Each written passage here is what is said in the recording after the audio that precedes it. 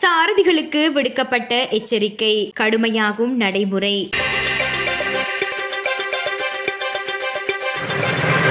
பண்டிகை காலத்தில் மதுபோதையில் வாகனங்களை செலுத்தும் சாரதிகளுக்கு எதிராக சட்டத்தை மிக கடுமையான முறையில் நடைமுறைப்படுத்த நடவடிக்கை எடுத்துள்ளதாக போக்குவரத்து கட்டுப்பாட்டு மற்றும் வீதி பாதுகாப்பு பிரிவின் பிரதி போலீஸ் மா அதிபர் WPG சேனாதீர தெரிவித்துள்ளார். கொழும்பில் உள்ள போலீஸ் தலைமையகத்தில் நடைபெற்ற விசேட செய்தியாளர் சந்திப்பில் கலந்து கொண்டு உரையாற்றும் போதே அவர் இதனை தெரிவித்தார்.